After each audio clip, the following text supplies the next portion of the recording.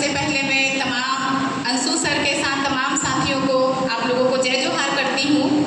और मेरा परिचय है कि मैं एक महिला सामाजिक कार्यकर्ता हूँ और मेरा जन्म छत्तीसगढ़ में चल रहे जन आंदोलनों से हुआ था। तो मैं शुरुआत करूँगी गूंज के साथ। हम एक गीत गाते हैं, तो जिंदा है तो जिंदगी की जीत पर यकीन कर, अगर कहीं है स्वर्ग तो उतारना जमीन पर। तो मेरा कहानी भी तमाम संघर्ष करते करते बचपने से शुरुआत होता है। मैं एक सामाजिक कार्यकर्ता का घुट्टी पीती हूँ और घुट्टी पीते पीते लोगों के साथ एक रिश्ता मेरा बन जाता है कि सुबह होएगा, किसी का फोन आएगा कि मेरे घर में ये हो गया, या मेरा जमीन किसी ने छीन लिया, या किसी को सरकारी योजना का लाभ नहीं मिल रहा है। तो ये एक मेरा चित्र था। चित्र के साथ साथ फिर हमको लगने लगा कि अब हम क्या करें। तो हमने सृजन बनाया 2016 में, और सृजन बना 2016 में। और जैसे अंशु सर कहते हैं ना कि ये कीड़ा, क्योंकि हम घर से भी संपन्न नहीं है, ना हमारे पास धन का पावर है, जन का पावर तो है, धन का पावर नहीं था, ना हम किसी से कभी कुछ मांग सकते हैं, ना सरकारी नौकरी में जा सकते हैं। तो छत्तीसगढ़ी में कहावत है ना, मरण दे ना मोटान दे, तो हम वो हेमलता उदाहरण है। तो फिर 2016 में जैसे हमने सृजन बनाया, हमारा सबसे पहला सहयोग करने वाला गूंज था, जो जैसे प्रहलाद जी ने बताया। 2016 में गूंज आया छत्तीसगढ़ में और मेरा परिचय हुआ प्रहलाद जी के साथ। और अभी हमारे कुछ वॉलंटियर आए हैं। उस समय में हमारा कीपैड फोन घूम गया गूंज का कार्यालय का खोजते खोजते, ये भी बहुत यादगार है।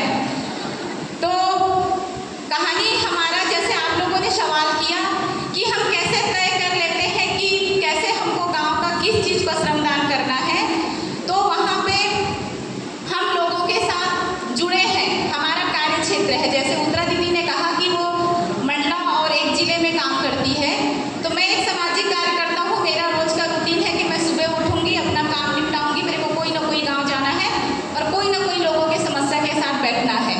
तो जब हम समस्या में बैठते हैं तब हमको पता चलता है कि कौन से गाँव में सड़क नहीं है, जहाँ बच्चे ना अस्पताल स्कूल जा पाते हैं, ना बड़ा कोई अस्पताल जा पाता है। तो ये कहानी में हमको सहयोग किया गूंज ने, जो CFW किट के माध्यम से। और हमने अनगिनत, जैसे इस आंकड़ा जहाँ पे प्रस्तुत किया गया छत्तीसगढ़ का चैप्टर का, तो 10 साल में मैं कह सकती हूँ कि सृजन ने 10,000 परिवारों के साथ, उसमें 10,000 आंकड़ा हमारा है, उसमें 10,000 आंकड़ा हमारा है, जहाँ हम अनगिनत सड़कें बनाए, अनगिनत जल स्रोत को बढ़ाए, अनगिनत पेड़ लगाए, जो पेड़ आज 10 साल में फल दे रहा है। हमने स्कूल का वातावरण ऐसे बनाया जहाँ बच्चे निर्भीक होकर बढ़िया से रह रहे हैं। तो ये तमाम कहानी है जो गूंज के साथ जुड़ा है, और आज गूंज मेरे को स्पेस दे रहा है। आज मैं सम्मान से, आज मैं यहाँ बैठी हूँ एक आवाज में। जो सर ने कहा कि महिला लीडर तैयार नहीं कर पाए, लेकिन महिला लीडर हम तैयार हैं। अगर ये आज हॉल में बुलाते तो 1000 महिलाएं हमारे साथ आती, लेकिन ये उस प्रकार का कार्यक्रम नहीं है। तो मैं गूंज को धन्यवाद देना चाहती हूँ कि आज जो लोगों के जीवन में उन्होंने बदलाव दिया। और ये भी चीज़ आप लोगों को समझना चाहिए कि हम कभी सरकार के बजट पे विश्वास नहीं करते हैं, क्योंकि उसकी प्रक्रिया इतनी है ना कि घटना हो जाएगी लेकिन वो सड़क नहीं बनेगा, वो कुआं में पानी नहीं आएगा। तो हम विश्वास करते हैं कि जनाधार से हम कैसे उस चीज़ को बनाएं। तो ये काम मैं करती हूँ गूंज के सहयोग से। और मैं सर को एक चीज़ आज बताना चाहूँगी। हम कहते हैं कि अभी तो यह लड़ाई है, आगे और लड़ाई है।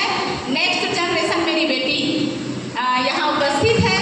मैं जो कहती हूँ कि मैंने अगर एक मिसाल चलाया है समाज सेवा का, वो नहीं पूछेगा, मेरे बाद भी जो सेकेंड जनरेशन है वो उसको जिंदा रखेगा। और आज मैं ये कहते हुए बहुत हर्ष करती हूँ कि गूंज का मुझे सहयोग मिला। मुख्य रूप से प्रहलाद जी हैं, अंशु सर मेरे प्रमुख रहे, मैं राजेंद्र सायर जी के साथ काम की, कमला भसीन जी की कविताओं को मैं सुनती हूँ, जो मेरे को एक ताकत देता है। और मैं अपने बच्चों को इसीलिए अगल बगल रखती हूँ कि अंशु सर हमेशा कहते हैं कि नेता का बेटा नेता बन सकता है, तो मेरी बेटी क्यों वो सामाजिक कार्यकर्ता नहीं बन सकती। तो मैं इनकलाब में विश्वास करती हूँ, इसी उम्मीद के साथ मैं अपनी बात को रखती हूँ। धन्यवाद। आप लोग जरूर महासमूह आइए, मैं आप लोगों को एक एक बदलाव का कहानी दिखाऊंगी। धन्यवाद। बहुत बहुत शुक्रिया हेमलता जी। मुझे लगता है कि ये बहुत ही प्रेरक मिसाल है और ऐसे